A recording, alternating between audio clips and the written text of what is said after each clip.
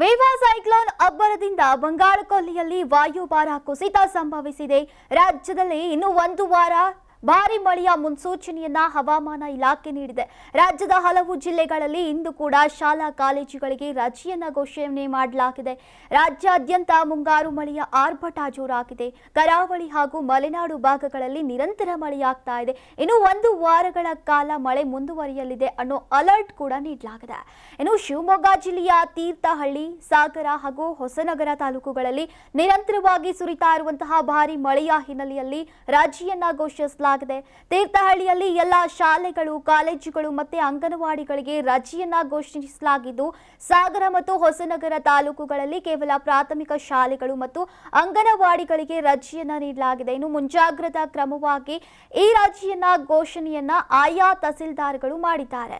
ಇನ್ನು ದಕ್ಷಿಣ ಕನ್ನಡ ಜಿಲ್ಲೆಯ ಹಲವು ತಾಲೂಕಿನಲ್ಲಿ ಇಂದು ಭಾರಿ ಮಳೆಯಾಗುವ ಸಾಧ್ಯತೆ ಇದೆ. ಹೀಗಾಗಿ ಇಂದು ಜಿಲ್ಲೆಯ ಶಾಲಾ ಕಾಲೇಜುಗಳಿಗೆ ರಜೆಯನ್ನ ಘೋಷಣೆ ಮಾಡಲಾಗಿದೆ. ಅಂಗನವಾಡಿಯಿಂದ ದ್ವಿತೀಯ PUC ವರೆಗೆ ಇಂದು ರಜೆ ಘೋಷಣೆ ಮಾಡಲಾಗಿದೆ. ಸರ್ಕಾರಿ, ಅನುದಾನಿತ ಹಾಗೂ ಖಾಸಗಿ ಶಾಲೆಗಳಿಗೆ ಅಂದ್ರೆ ಶಾಲಾ ಕಾಲೇಜುಗಳಿಗೆ ರಜೆ ಘೋಷಣೆ ಮಾಡಿ ದಕ್ಷಿಣ ಕನ್ನಡ ಜಿಲ್ಲಾಧಿಕಾರಿ ಆದೇಶವನ್ನ ಮಾಡಿದ್ದಾರೆ.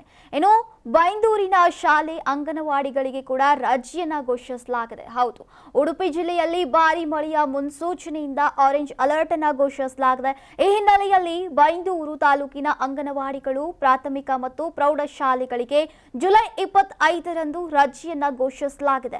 ಬೈಂದೂರು ತಹಸೀಲ್ದಾರ್ ರಾಮಚಂದ್ರಪ್ಪ ಅವರ ಆದೇಶದಂತೆ ಈ ರಜೆ ಜಾರಿಗೊಳಿಸಲಾಗಿದೆ. ಜಿಲ್ಲೆಯಲ್ಲಿ ಮಳೆಯ ತೀವ್ರತೆಯಿಂದ ಜನರು ಎಚ್ಚರಿಕೆಯಿಂದ ಇರೋಕೆ ಸೂಚನೆಯನ್ನ ನೀಡಲಾಗಿದೆ. ಇನ್ನು ಚಿಕ್ಕಮಗಳೂರು ಜಿಲ್ಲೆಯ ಮಲೆನಾಡು ಮತ್ತು ಪಶ್ಚಿಮ ಘಟ್ಟದ ಸಾಲಿನಲ್ಲಿ ರಾತ್ರಿ ಇಡೀ ಧಾರಾಕಾರವಾಗಿ ಸುರಿತಾ ಇರುವಂತಹ ಮಳೆ ಮತ್ತು ಬಿರುಗಾಳಿಯಿಂದ ಜನರು ಕಂಗಾಲಾಗಿದ್ದಾರೆ. ಕೊಪ್ಪ, ಮೂಡಿಗೆರೆ, ಕಳಸ ಮತ್ತು NR ಪುರ ತಾಲೂಕುಗಳಲ್ಲಿ ಭಾರಿ ಬಿರುಗಾಳಿ ಸಹಿತ ಮಳೆಯಾಗ್ತಾ ಇದೆ. ಭದ್ರಾ ನದಿಯು ಅಪಾಯದ ಮಟ್ಟ ಮೀರಿ ಹರಿತಾ ಇದೆ. ಇನ್ನು ಮಲೆನಾಡು ಪಶ್ಚಿಮ ಘಟ್ಟಗಳ ಸಾಲಿನಲ್ಲಿ ಭಾರಿ ಮಳೆಯಾಗ್ತಾ ಇದೆ. ಬಿರುಗಾಳಿ ಸಹಿತ ಭಾರಿ ಮಳೆಗೆ ಚಿಕ್ಕಮಗಳೂರು ತತ್ತರಿಸಿದೆ.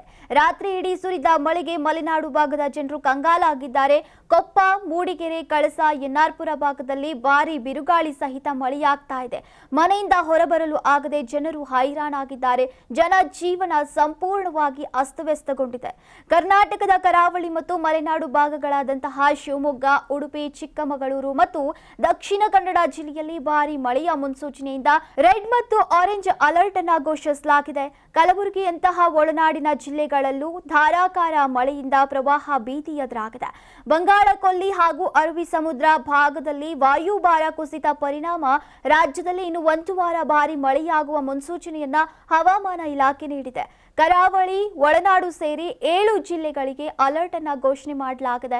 ಬೆಂಗಳೂರು ಸೇರಿದಂತೆ ಉಳಿದ 24 ಜಿಲ್ಲೆಗಳಿಗೆ ಯೆಲ್ಲೋ ಅಲರ್ಟ್ ನೀಡಿರುವ ಹವಾಮಾನ ಇಲಾಖೆ ಭಾರಿ ಮಳೆಯಿಂದಾಗಿ ಮುನ್ನೆಚ್ಚರಿಕೆ ವಹಿಸುವಂತೆ ಸೂಚಿಸಿದೆ. ಬೆಂಗಳೂರಿನಲ್ಲಿ ಕೆಲ ಗಂಟೆಗಳಲ್ಲೇ ಭಾರಿ ಮಳೆಯಾಗುವ ಸಾಧ್ಯತೆ ಇದೆ. ಇನ್ನು ವೀಕ್ಷಕರೇ, ನಿಮ್ಮೂರಿನಲ್ಲಿ ಮಳೆಯ ಅಬ್ಬರ ಯಾವ ರೀತಿ ಇದೆ ಕಾಮೆಂಟ್ ಮಾಡಿ ತಿಳಿಸಿ.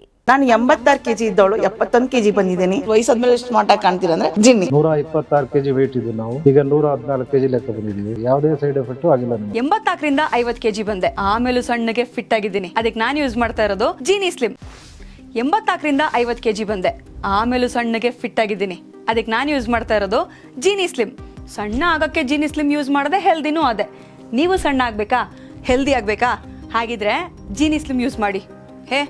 ಸಣ್ಣ ಆಗೋದಕ್ಕೆ ಯಾವುದೋ ಪ್ರಾಡಕ್ಟ್ ಹೇಳ್ತಾ ಇದ್ದಾಳೆ, ಏನಾದರೂ ಸೈಡ್ ಎಫೆಕ್ಟ್ಸ್ ಇದೆ ಅಂತ ಯೋಚನೆ ಮಾಡ್ತಾ ಇದ್ದೀರಾ? ಖಂಡಿತ ಇಲ್ಲ. ಯಾಕಂದ್ರೆ ಇದು ಕೆಮಿಕಲ್ ಫ್ರೀ.